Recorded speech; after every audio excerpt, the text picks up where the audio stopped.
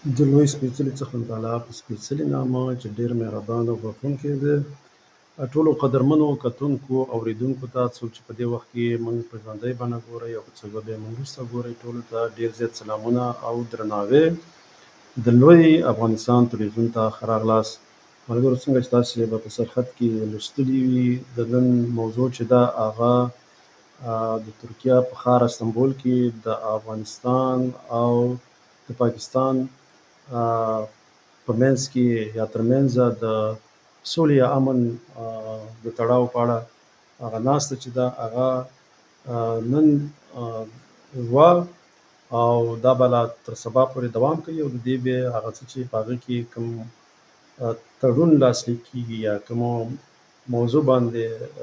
موافقه کیږي هغه به بیا رسنیز کیږي. خو مسله داسې ده، نن د پاکستان وزیر دفاع خواجه آصف یو څه ویلي دي او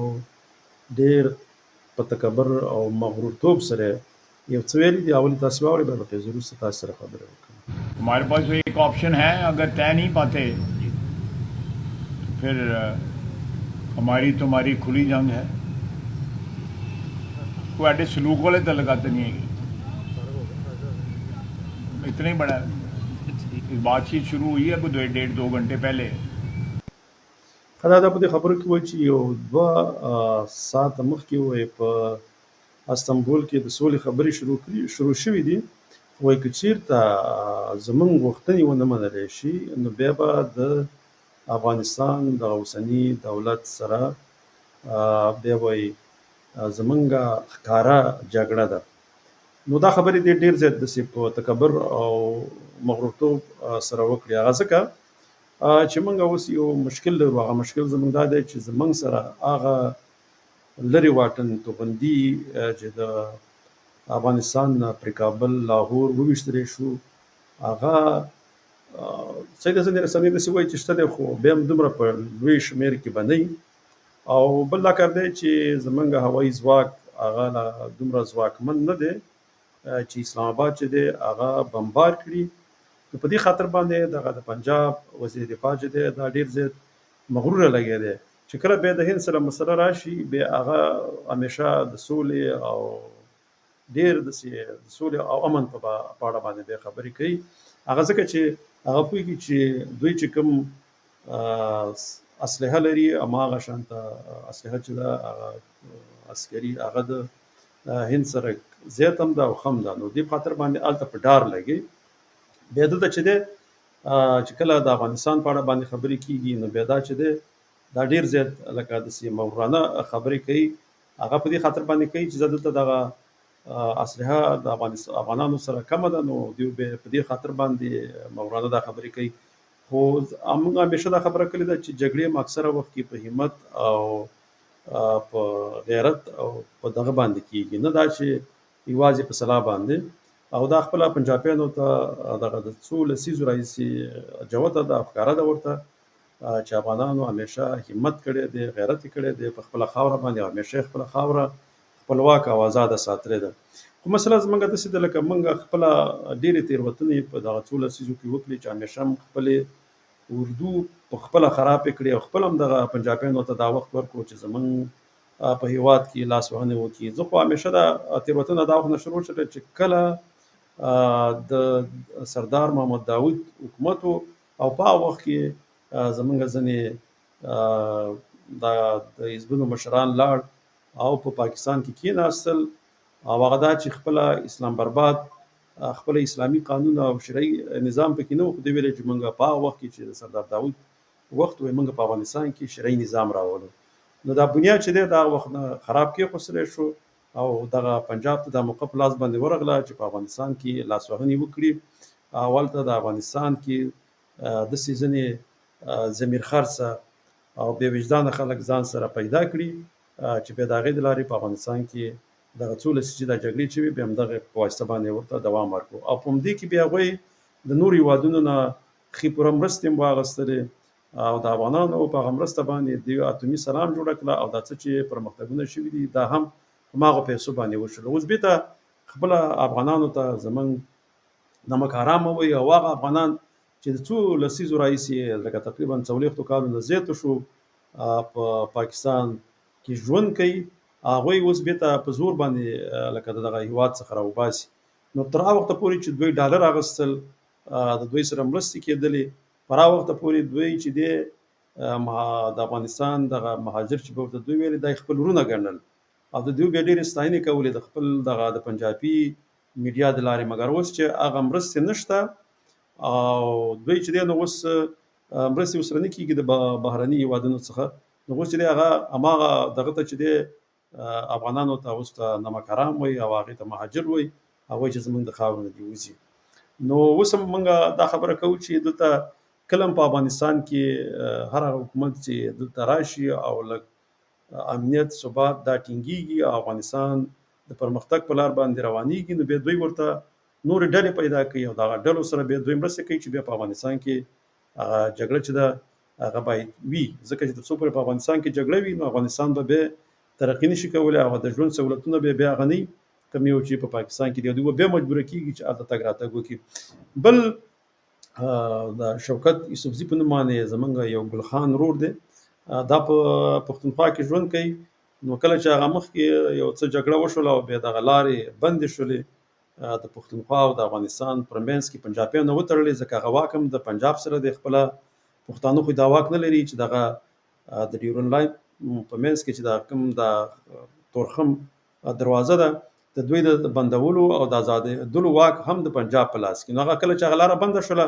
نو شوکت یوسفزی چې دی هغه وایي چې کله دا لاره بنده شي نو په افغانانو باندې به هلته بیا وړه او دغه ځای بوره او دا شی نه چې دی هلته به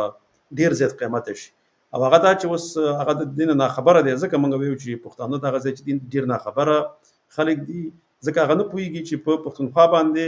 د دې هم خبر نه دی چې په پښتونخوا واک چې دی هغه د پنجابي دی، او د دې هم خبر نه دی چې په افغانستان کې چې کله دغه دروازه بندېږي نو قیمتي به په پښتونخوا کې راځي نه په افغانستان کې، ځکه افغانستان د نورو ډېرو هېوادونو سره سرحدونه لري او هلته چې دی تجارتونه روان دي لکه ازبکستان، تاجکستان، ترکمنستان، خپله ایران شو او ورسره په څنګ کې چین شو. نو دغه لارې خو ازادې دي. اوس دغه یو څو ورځې چې دغه دروازې بندې وي نو په دغه کې قیمتي زیاته شوې وه په پښتونخوا کې ډېر شیونه داسې وو چې هغه ډېر زیات قیمته شوي وو، حتی هغه غنم وړه دا ټول د شیانو قیمتونه پورته تللي وو، لکه رومیان شروع دغه دې قیمتونه ډېر پورته تللي وو. هغه ځکه چې دلته ټول تجارت چې دی هغه د افغانستان د لارې بیا اوس پښتونخوا طرف ته ځي او بیا دغه ځای نه نور پاکستان ته ځي. نو لارې خو چې دي پخوا غوندې خو نه دی چې اوس پخوا به لاره بندېدله نو بیا به د افغانستان نورو هېوادونو سره هغه تجارتي اړیکې به هم ورسره نه وي او هغه لارې به داسې نه وي چې دلته تجارت وشي. نو ما خبره په همدې باندې کوله، زه بیا دلته ما سره یوه بله ویډیو هم ده، خو زه به د دې دا خبرې پرېږدم چې دا څه وایي نو بیا शाम तक कोई उसका आउटकम आएगा, नहीं तो कल आ जाएगा। जब आउटकम आएगा तो फिर वो एग्रीमेंट जो है वो तरतीब दिया जाएगा, उसके बाद जो है अगर अफगानिस्तान के साथ हमारे मामला तय नहीं पाते तो पाकिस्तान का क्या रद्द-ए-अमल होगा? हमारे पास तो एक ऑप्शन है, अगर तय नहीं पाते तो फिर हमारी तुम्हारी खुली जंग है। आज साहब ये जो कतर में जो डायलॉग हुए थे उसमें जो भी उनका एटीट्यूड था स्टार्ट में, बाद में तो ठीक हो गया था और आया जो ठीक फिर भी पूरा नहीं हुआ है, नहीं हुआ, इसलिए अभी भी हो रहे हैं ना मुज़ाकरा। उसका कोई इम्प्लीमेंट नहीं हुआ जो उन्होंने वहाँ पे बातें की थी? नहीं, वो अभी तो 4-5 दिन हुए ना, 4-5 दिन से कोई वाक़या नहीं हुआ। वैसे मैं बिल्कुल उसको कतर में जो तय पाया था دا ما خبره به د دوباره بیا وکړه کنه وایي कम से कम 70-80% पास किया افغانستان गया है। زمونږ غوښتنې ونه مني او د اوسنی نظام نو موږ به بیا پر دوی باندې بیرته خپل هغه کومې حملې چې دي هغه به پرې پیل کوو او جګړه به ورسره کوو. نو خپل زور خو یې مخکې ولیدو، سیده دیو هوایي ځواک استعمال کړو، بې ګناه زمونږ ډېر افغانان شهیدان کړل، مګر د ځمکې جنګ کې ورته بېرته معلومه شوله چې دوی بیا وتښتېدل، په شا شولو او دغه اوسني نظام ورته شکست ورکړو. خو دې کې لومړی شی دا دی چې موږ باید خپل منځونو کې افغانان یووالی وکړو او دغه د پنجاب دښمن په مقابل کې باید همیشه موږ د خپل هېواد څخه دفاع وکړو. صحیح ده، که موږ د اوسني نظام سره هر څومره دغه لرو مشکل لرو، که سیاسي که نظریاتي، خو او هغه به بیا وروسته کوو او زموږ لپاره لومړیتوب باید خپل هېواد ولري او هغه داسې دی لکه زه خو همیشه دا خبره کوم اوس که چېرته دغه د طالبانو نظام دپاره که دوی کوم بل ګوند غواړي نو که هغه راځي بیا به هم مرسته دغه د پاکستان نه اخلي بیا به هم دغه د پنجاب په واسطه باندې به دوی راځي افغانستان ته نو خو هم د بیا یو چا غلامي بیا به هم دغه د پاکستان غلامي کوي او د دوی خبرې به مني نو په کار دا دی چې موږ همیشه په خپل هېواد کې امن وغواړو او باید داسې یو سیاست پر مخ باندې بوځو چې پردي هېوادونو هغه کومې اغېزې چې دي یا چې هغه کوم لاسوهنې په افغانستان کې کوي باید هغه ورته بندې وکړو صحیح ده که موږ هر څه کوو خپله افغانان خپل منځو کې باید هغه د ټوپک د لارې نه باید هغه د سیاسي بصیرت د لارې هغه چې دی هغه مشکلات یا هغه ستونزې چې دي باید هغه موږ هوار کړو نو انشاءالله تعالی په راتلونکي کې زموږ به د ټولو دغه خواهش یا ارزو به چې په افغانستان کې سوله پر همداسې دوام پیدا کړي او افغانستان داسې عسکري ځواک پیدا کړي چې هېڅ وخت کې بیا کوم دښمن هېواد زموږ هېواد ته په داسې ټیټه سترګه ونه ګوري یا په زموږ په هېواد باندې دغه شانته یرغلونه ونه کړي چې په دې لپاره ډېر زیات چې دی هغه دغه موږ هوایي ځواک ته ډېر قوي ضرورت لرو او ورسره په څنګ کې داسې توغندي باید موږ ولرو داسې مزایل ولرو چې په هغې باندې لاهور او اسلام آباد موږ وکولی شو چې ویولو ځکه چې دی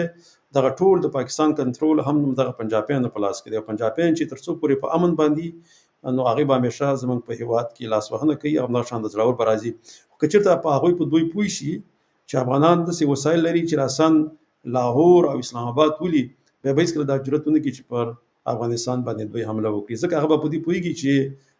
دلته بیا پنجاب ته ضرر رسیږي او چې کله پنجاب ته ضرر رسیږي بیا هغوی دا جرأت نه کوي خو چې کله پنجاب ته ضرر نه رسیږي هغه به یې پوهېږي چې زه بس موږ به د هوایي بمباري کوو او بېرته په مقابل کې افغانان داسې څه نه لري چې زموږ پنجابیانو ته ضرر ورسوي یا پنجاب ونولي نو دغې دپاره باید دا اوسنی کوم حکومت چې دی دا باید دې دپاره داسې لټه وکړي چې د دې دپاره داسې وسایل پیدا کړي چې دغه د پنجاب خاص کر د لاهور او د پنډۍ او د اسلام آباد د ویشتلو توان ولري نو دې لپاره کېدای شي طالبانو څه اوس هڅې به هم کړي ځکه هغه په دې پوهېږي چې دا جنګ به دوام پیدا کوي د پنجاب سره نو هغه پلټنه به دوی کړي د نورو هېوادونو سره به خبرې هم کړي انشاءالله تعالی داسې یو څه به پیدا کوي چې پنجاب وولي او یا به تر اوسه پورې پیدا کړي مي